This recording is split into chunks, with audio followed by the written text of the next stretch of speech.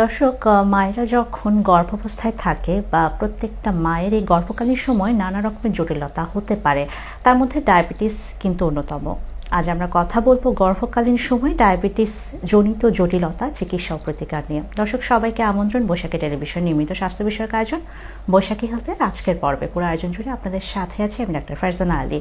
আজ আমাদের যে বিষয়ে কথা বলতে যাচ্ছিলাম, গর্ভকালীন সময় ডায়াবেটিস জনিত জটিলতা, চিকিৎসা ও প্রতিকার নিয়ে বিষয়ে আলোচনায় আমাদের সাথে স্টুডিওতে উপস্থিত আছেন doctor Mohammad Shamim Al Mamun, MSc clinical endocrinology, MPhil nuclear medicine, thyroid hormone, diabetes ও মেডিসিন বিশেষজ্ঞ, সহযোগী অধ্যাপক ও বিভাগীয় প্রধান, নিউক্লিয়ার মেডিসিন বিভাগ, ঢাকা মেডিকেল কলেজ ও হাসপাতাল। স্যার, আমন্ত্রণ জানাচ্ছেন আজকের পর্বে। কেমন আছেন? আপনাকে ধন্যবাদ, সেই সাথে বৈশাখী টিভির অগণিত দর্শককে আমার শুভেচ্ছা। স্যার, শুরুতে যে বিষয়টা বলছিলেন যে গর্ভকালীন সময় ডায়াবেটিস বলতে আমরা কি বুঝি? আসলে ডায়াবেটিস তো প্রেগনেন্সি, একটু গর্ভবতী হয়ে যেতে পারে। গর্ভকালীন সময়ে যদি কোনো রোগীর আগে ডায়াবেটিস নাই, কিন্তু গর্ভকালীন সময়ে তার যদি ডায়াবেটিস দেখা দেয়, অর্থাৎ বাচ্চা পেটে থাকার জন্য যে ডায়াবেটিস, সেটাকে আমরা বলি জেস্টেশনাল ডায়াবেটিস মেলাইটাস, অর্থাৎ বাচ্চা পেটে আসার জন্য তার ডায়াবেটিস হলো। আপনি যে কথা বলতেছিলেন যে গর্ভকালীন সময়ে ডায়াবেটিস আসলে কিভাবে, তার প্রতিকার কি কি জটিলতা হতে পারে। আসলে দুই ধরনের রোগী আমরা পাই। একটা হচ্ছে গর্ভকালীন সময়ে তার ডায়াবেটিস দেখা গেছে, আরেকটা হচ্ছে যে একজন রোগী ডায়াবেটিস আক্রান্ত, সে গর্ভবতী হয়েছে। দুইটার ক্ষেত্রে ম্যানেজমেন্টের ক্ষেত্রে আমাদের চিকিৎসাটা করতে হয়। তাহলে দেখেন যে এখন তো সবাই প্ল্যান করে ভেবে নেয়, সবাই চিন্তা ভাবনা করে ভেবে নেয়। তাহলে গর্ভকালীন যাদের ডায়াবেটিস আছে বা না আছে, যারা প্ল্যান করে ভেবে নেয়, তাদের ক্ষেত্রে আপনার কাছে আসতে পারে। তাহলে তাদের ক্ষেত্রে কিছু ম্যান্ডেটরি ব্যাপার থাকে, যে তার ডায়াবেটিস হয়েছে কিনা। সেই সময় আপনি একটু সুগার চেক করে দেখলেন তার ডায়াবেটিস হয়েছে কিনা, সেটা দেখলেন। কত থাকলে তখনকার যে প্যারামিটার, সেই প্যারামিটারকে নর্মাল ডায়াবেটিস রোগীর মতোই প্যারামিটার। কেমন? রক্তে সুগারের মাত্রা যদি 7-এর বেশি থাকে না খেয়ে, তাহলে ডায়াবেটিস। রক্তে সুগারের মাত্রা খাওয়ার 2 ঘন্টা পরে যদি 11-এর বেশি থাকে, ডায়াবেটিস। এবং 3 মাসের গড় যদি 6.5-এর উপরে থাকে, তাহলে ডায়াবেটিস। এটা দেখলেন, আপনি দেখলেন যে তার ডায়াবেটিস নাই। তারপর রুগী কনসিভ করলো, তারপরে কি রুগীটাকে আর কোনোদিন ডায়াবেটিস টেস্ট করবেন না? অবশ্যই তাকে টেস্ট করতে হবে। সেটা কত? আমরা 12 থেকে 14 সপ্তাহের মধ্যে একটা ফলো আপ টেস্ট তার করে থাকি। দেখেন পার্থক্যটা এখানে কোথায়। আপনি যে মাত্রা বলছিলেন যে 7-এর উপরে গেলে ডায়াবেটিস, গর্ভকালীন সময়ে কিন্তু এই 7টা আপনার রাখা যাবে না। তখন কি? তখন যদি সুগারের মাত্রা 6-এর উপরেই চলে যায়, তাহলে আপনার ডায়াবেটিস। না খেয়ে খাওয়ার 2 ঘন্টা পরে যদি 7.8-এর উপরে চলে যায়, তাহলেও আপনার ডায়াবেটিস। এখন একজন গর্ভকালীন সময়ে 12 সপ্তাহ বা 14 সপ্তাহে একজন রোগী টেস্ট করে দেখলো, খাওয়ার 2 ঘন্টা পরে তার ডায়াবেটিস 8 আসছে। সে কি ডায়াবেটিস আক্রান্ত? হ্যাঁ, সে অবশ্যই ডায়াবেটিস আক্রান্ত। কিন্তু বাংলাদেশের না, দুনিয়ার অনেকাংশ মানুষই জানে না, এই যে রক্তে সুগারের মাত্রা 8 হলো, 8.5 হলো, সে ডায়াবেটিসে আক্রান্ত, এই কথাটা বুঝতে পারে না। সেই জন্য এই সময়টাতে ফলো আপ খুব জরুরি হয় এবং চিকিৎসকের শরণাপন্ন হওয়াটা খুব জরুরি। স্যার, আপনি কিন্তু ডায়াবেটিসের মাত্রা গর্ভকালীন অবস্থায় কখন বলবো সেই মাত্রাগুলোও বলছিলেন। একজন মা যখন গর্ভাবস্থায় ডায়াবেটিসে আক্রান্ত হন, তখন মা এবং তার অনাগত সন্তানে কি কি জটিলতা হতে পারে? জটিলতা হয় তো আপনাকে প্রথমে ডায়াগনোসিস করতে হবে। সেটা 12 থেকে 14 সপ্তাহের মধ্যে একবার এবং 24 থেকে 28 সপ্তাহের মধ্যে আমরা একবার ওজিটিটি বলে একটা টেস্ট করি। সেটা কি ওরাল গ্লুকোজ টলারেন্ট টেস্ট। আপনি না খেয়ে একবার পরীক্ষা করবেন, আপনাকে গ্লুকোজ খাওয়ানো হবে। সেটা 2 ঘন্টা পর আবার টেস্ট করে আপনার ডায়াবেটিস বা জিডিএম যেটা বলতেছি, সেটা হয়েছে কিনা আপনি দেখবেন। এখন জিডিএম আক্রান্ত যদি শুরু থেকেই হয়, বা 12 সপ্তাহ 14 সপ্তাহে যখনই আক্রান্ত হোক, এক একটা ট্রাইমেস্টার বলি আমরা প্রেগনেন্সির ক্ষেত্রে, এক এক রকম জটিলতা নিয়ে আসতে পারে।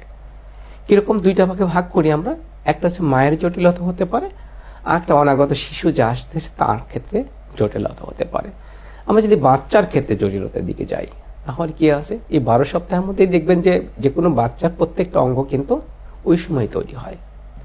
একটা অঙ্গ ডিফেক্ট নিয়ে তৈরি হতে পারে। আমরা যেটা বলি কনজেনিটাল অ্যানোমালিজ, তার দেখবেন একটা বাচ্চার পায়ে তৈরি হয় নাই, একটা হাত তৈরি হয় নাই, তার পেটের ভিতরে অনেক অঙ্গ তৈরি হয় নাই। সেটা একটা বড় কারণ হতে পারে। দ্বিতীয় জিনিস কি হতে পারে? এই বাচ্চাটার ক্ষেত্রে আমরা যেটা বলতেছি, যে এই বাচ্চার তো সুগারের মাত্রা অনেক বেশি থাকে। আমরা বলি এই যে বাচ্চাটা গিয়ে আসলো, এটা ম্যাক্রোসোমিয়া বলে একটা কিছু বলি। ম্যাক্রোসোমিয়া কি জিনিস? বাচ্চার ওজনটা অনেক বেড়ে যায়। বাচ্চার অনেক ওজন বেড়ে যায়। আপনি দেখবেন আল্ট্রাসাউন্ড করলেন, দেখলেন যে বাচ্চার হাইট ঠিক আছে। আমরা কি করি? মাথার একটা মাপ নেই, মাথার মাপের ক্ষেত্রেও ঠিক আছে। কিন্তু বাচ্চার যদি আপনি অ্যাবডোমিনাল সার্কামফারেন্স যেটা বলি, সেটা যদি দেখবেন যে অনেক বেশি এবং বাচ্চার ওজনটা ওয়েটটা অনেক বেশি। এই যে বাচ্চার অনেক বেশি ওজন হলো, সেক্ষেত্রে কি হতে পারে তার এই ওজনের জন্য? সে যখন ডেলিভারি হবে এই বাচ্চাটার, তখন কি হতে পারে বাচ্চার? তখন হচ্ছে নর্মাল ডেলিভারি অনেক ক্ষেত্রেই পসিবল হয় না। সেক্ষেত্রে কি হয়? আপনাকে সিজারিয়ান সেকশন মাস্ট যেতে হয়। এই বাচ্চাগুলোর কি হয়? দেখা গেছে এই বাচ্চাগুলোর ক্ষেত্রে মায়ের ক্ষেত্রে পলিহাইড্রোমিয়ন, যেটা পানির পরিমাণ অনেক বেশি বেড়ে যায়, যার ফলে কি হয় তার যে একটা ফুল থাকে সেটা অনেক বেশি বেড়ে যায়। কি হতে পারে? বাচ্চার ক্ষেত্রে যে পর্যাপ্ত পরিমাণে যে গ্লুকোজটা বেড়ে গেল, বাচ্চার মাথাটা অনেক বড় হয়ে যেতে পারে। সেটা একটা বাচ্চার ক্ষেত্রে জটিলতা অবশ্যই দেখা দেয়। এই বাচ্চাদের ক্ষেত্রে গর্ভকালীন সময় কি হতে পারে? যে কোনো সময় সে, আমরা বলি যেটা আইইউডি বলি, ইন্টারিন গ্রোথ, ইন্টারিন ডেথ যেটা, সেটা হতে পারে। গ্রোথটা থেমে যেতে পারে, একটা বাচ্চা গ্রোথটা কম হতে পারে।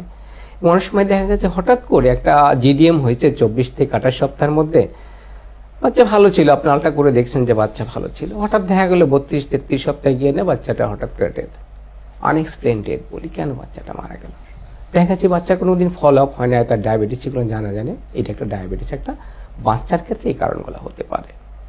স্যার, আমরা কিন্তু জটিলতা সম্পর্কেও জানলাম যে ডায়াবেটিসে আক্রান্ত মা এবং তার অনাগত সন্তানের কি জটিলতা হতে পারে। একটু চিকিৎসা সম্পর্কে জানতে চাই যে একজন মা গর্ভাবস্থায় যখন ডায়াবেটিসে আক্রান্ত হন, কিভাবে চিকিৎসা দিচ্ছেন?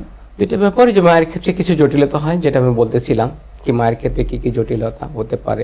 মায়ের একটা প্রিএক্লেম্পসিয়া আক্রান্ত হতে পারে, অর্থাৎ কিছুই হতে পারে যে কোনো সময়। বাচ্চার ক্ষেত্রে, মেয়ের ক্ষেত্রে যেটা হয় আমরা বলি পিপিএ, যেই বাচ্চা যদি দেখা জন্ম নেয় তারপরে পোস্টপার্টাম হেমোরেজ হতে পারে। এই সমস্যাগুলো মায়ের ক্ষেত্রে দেখা দেয়, এবং দেখা গেছে ডায়াবেটিসের ক্ষেত্রে মায়ের যে কোনো সময় যে কোনো ধরনের সমস্যা তার ডেভেলপ করে। এখন চিকিৎসার ব্যাপার কি? এই রোগীগুলো আসলে ডায়াবেটিস বা এই যে গর্ভকালীন সময়টা প্রতিটা চিকিৎসকের শরণাপন্ন হয়ে তাকে চিকিৎসা নিতে হয়। নর্মাল সময় সুগারের মাত্রাটা অনেক রোগী জানে না। সুগারের মাত্রাটা একটা নির্দিষ্ট লেভেলে রাখতে হয়। সেটা কত? আমরা বলি না খেয়ে সুগারের মাত্রা আপনার 5.3, তবে এত স্ট্রিক্টলি মেনটেন না করলে আমরা বলি আপনাকে 6 এর নিচে অবশ্যই রাখতে হবে। আর খাওয়ার 2 ঘন্টা পরে সুগারের মাত্রা, সে খাওয়ার 2 ঘন্টা পরে কখন? সেটা সকালে খাওয়ার 2 ঘন্টা পরে, দুপুরে খাওয়ার 2 ঘন্টা এবং রাতে খাওয়ার 2 ঘন্টা পরে আপনাকে সুগারের মাত্রা 6.7 বলি। অনেক ক্ষেত্রে এটা আমরা লিবারেল থাকি যে না, আপনাকে 7-এর নিচে রাখলেই চলবে। এই ব্যাপারটা পুরো গর্ভকালীন সময় তাকে মেনটেন করতে হয়। এই মেনটেন করার জন্য তাকে আমরা কি করি? আমরা খাদ্যের অভ্যাসে পরিবর্তন করি, তাকে নর্মাল কিছু নিয়মকানুন মানতে বলি।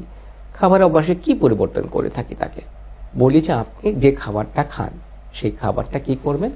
দিনে 3 বার না খেয়ে, নর্মালি আমরা কয়বার খাই? 3 বার খাই। 3 বার না খেয়ে 6 বার ভাগ করে আপনাকে, অর্থাৎ 3 বার তো খাবেনই, অ্যাডিশনালি আর 3টা মিল আপনাকে নিতে হবে।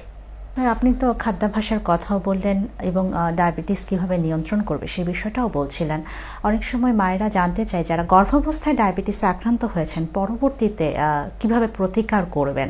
স্যার, প্রতিকার সম্পর্কে একটু জানতে চাই। প্রতিকারের ব্যাপার হচ্ছে যে চিকিৎসা তো আপনাকে ওই সময় নিতে হবে। সেটা আপনি ডায়াবেটিসের সময় ম্যাক্সিমাম ডায়াবেটিস ড্রাগ যেগুলো আছে সেগুলো ম্যাক্সিমাম এই সময় বাচ্চার জন্য, মায়ের জন্য, কারোর জন্যই সেফ না। সেই সময় আমরা অবশ্যই তাদেরকে ইনসুলিন বা ওরাল মেটফর্মিন আমরা জাতীয় ওষুধ ইউজ করি। এখন এই যে জানা থাকলো জিডিএম যাদের আজকে হলো, তার কারণে প্রত্যেকটা রোগীর কিন্তু পরবর্তীতে ডায়াবেটিস হওয়ার ঝুঁকিটা অনেক বেড়ে যায়। এই রোগীগুলো পরবর্তীতে, এইটা বলি জিডিএমকে নিজেকেই আমরা বলি একটা প্রি ডায়াবেটিস কন্ডিশন। তাহলে কি করতে হবে? বাচ্চা হয়ে গেলে অধিকাংশ ক্ষেত্রে কি হয়, বাচ্চাকালীন সময় খুব সচেতন, যে বাচ্চাটা হয়ে গেল নিজের ব্যাপারে প্রত্যেকটা মা উদাসীন হয়ে যায়। সে আর কোনোদিন ডায়াবেটিস টেস্ট করে না। দেখা গেছে 2 বছর পর ডায়াবেটিসের জটিলতা সে চলে আসলো। তাহলে যে কাজটা আপনি বাচ্চা পেটে থাকালীন সময় নিয়মিত করতেন, সেটা যদি আপনি মাঝে মাঝে, আপনার সুগারটা টেস্ট করতে হবে, আপনার লাইফস্টাইল চেঞ্জ করতে হবে, আপনার যদি খুব মোটা হন আপনার ওজন কন্ট্রোল করতে হবে, আপনার প্রেশার থাকলে প্রেশার কন্ট্রোল করতে হবে, এবং আমার ডায়াবেটিস ফিরে আসলো কিনা সবচেয়ে বড় ব্যাপার। এই রোগীগুলো, এই মাগুলা কোনোদিন আর ডায়াবেটিস ঠিক করতে চায় না, ফিরে আসলো কিনা এবং তার একটা প্রপার ম্যানেজমেন্ট, এই ব্যাপারটা তারা কখনোই গুরুত্ব দেয় না। আপনাকে সেই জায়গায় গুরুত্ব দিয়ে কি করতে হবে? আপনাকে পরবর্তীতে আপনার ডায়াবেটিসটা যেন পার্মানেন্ট ডায়াবেটিসে পরিণত না হয়, বা পরিণত হলেও যেন আপনি চিকিৎসা করতে পারেন, সেই ব্যাপারটা আমাদেরকে দেখতে হবে। স্যার, অসংখ্য ধন্যবাদ। যে বিষয়টি আমরা জানলাম যে গর্ভকালীন সময় ডায়াবেটিস নিয়ন্ত্রণে খাদ্যাভ্যাস, জীবনযাপনের মান পরিবর্তন করতে হবে, এবং অবশ্যই যখনই ডায়াবেটিসে আক্রান্ত হবে একজন গর্ভাবস্থায় গর্ভকালীন মা চিকিৎসকের শরণাপন্ন হতে হবে। অসংখ্য ধন্যবাদ আমাদের সাথে সম্পৃক্ত হওয়ার জন্য। আপনাকেও ধন্যবাদ। দর্শক, সবার সুস্বাস্থ্য কামনা করে শেষ করছি আমাদের আজকের পর্ব। সবাই ভালো থাকুন, সুস্থ থাকুন। ধন্যবাদ সবাইকে।